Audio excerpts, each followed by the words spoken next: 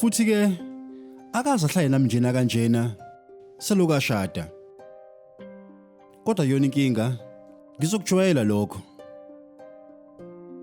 Phela manje sokunkosikazi wakhe nje naqala onelungelo. Anyway, ngizwe nje ngifisa ukukhuluma nawe. Ingakho ke ngivele yakubiza la namhlanje. Malume, ukuzwana kethi ngeke qede umuntu esifazane osefika empilweni yami. Aya njalo. Ikuthi njena bengilokubuka emva komshado. Ubuka kasengathi njena awujabule nje emva kokushada. Kodwa ke mhlawumbe kulona iqiniso. Mhlawumbe yimina obona izinto ngenye indlela nje. Kwenzakalani Vikrant? Ngabe khona okuhluphayo? Hayi cha malume, into ejwayelekile. Uchaza ukuthini? Ayibona ukuthi usanda kushada wena. Ngabe uzizwa engathi ulahlekelwe inkululeko yakho? Ma, ngicela ungitshele wena. Ungayibizani lento ngenkululeko? Gogo. Vikrant akanaso isikhathi sami. Oh Nkosi yami, kwaqala ke lokho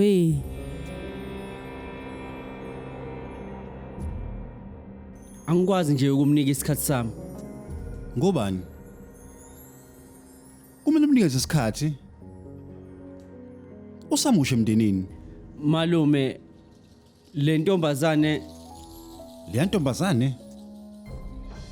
Mina ngithi ngumakoti la ekhaya. Uyazi phela ma. Ngangeve ngijabule ngishada. Ukuzoshadela nje kulomuzi. Ngisho ukuthi avumkhulu lo muzi.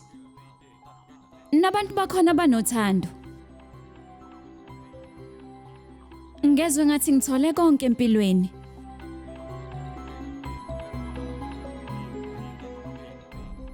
Kodwa ngikutholile konke. Ngoba uVikrant akafuni ngisho ukuphuma nami.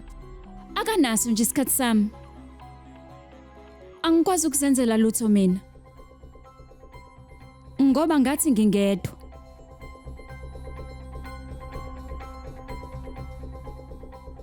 Ayikho nje nenjabulo kulomshado. Ngisaba ngisho ukuhlangana nabangani bami. Okokuqala nje, lo qala inkinga yena. Akubuyena phela uthola isixazululo. Akuyona le inkinga Monica. Itiye. Malume, ayibo akusilone lakho. Ngisho ukuthi ngilihambisa ngimanaso ungadeni, Nxesi. Awu. Oh. Akulungile phela. Cha ngisho ukuthi umakoti noma usisi wakho nje uyindlovukazi manje. Akulungile. Hayi mamsele phela. Hayi mayifuna noma ama chips noma yini ama snacks nje uthatha umamsele. Yes. Ya, umbuzo ukuthi uyafuna yini? Yahamba ke mina. Hayi.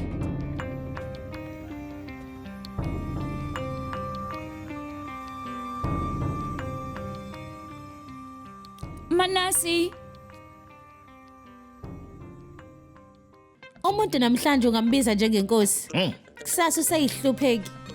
Ngale kwakusasa usayimillionaire ngiyakutshela wena ngikwazi namalume. Manje ke ngaleyo nkulumo yakho uqonda ukuthi mina la endlela safanele ngikhulume. Cha, ngike ngakutshela yini mina lokho malume? Ya. Ukuthi nje angiqonda ukuthi ungitshelelani zonke lezi zinto lezi. Ufuna ngihambe ngiyimemeza? Awenze lokho kulula. Hamba konke lokho ukutshela umuntu. Hayi uyabona nje. Kusukela namhlanje uzobona wena nje ukuthi lento engiyikhulumayo mina umbhedo na noma into ekufanele ngabe ngiyayikhuluma uzoyibonela nawe thula nje. Sengahamba ke? Yebo.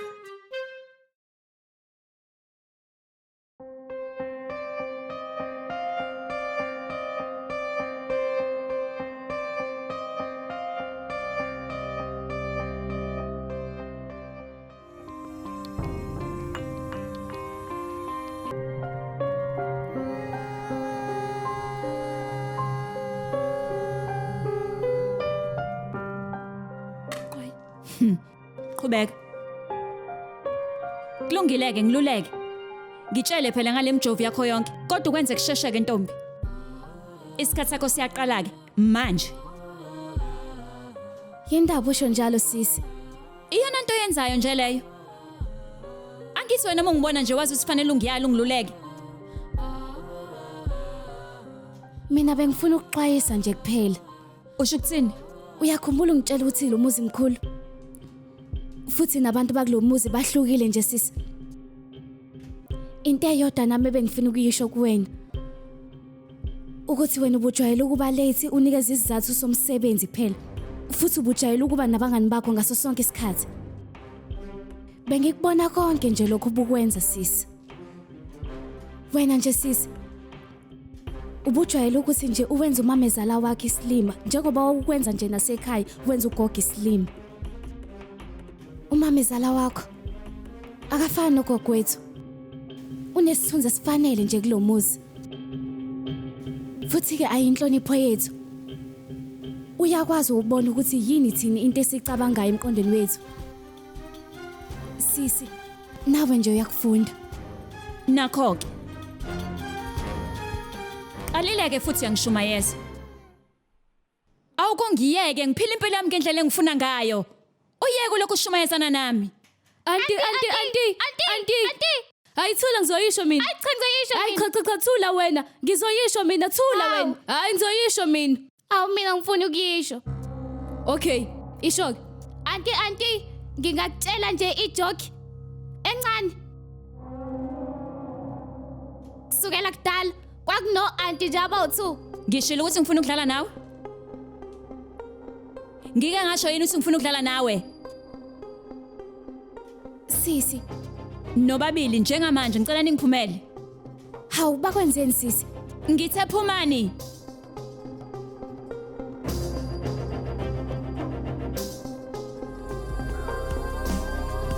Ungaphutheki. Inkohliso njalo ngomsombuluko kuya kulesihlanu ngo8 ebusuku khona lana on yours truly Zizonke Sisonke Dear Signature 169.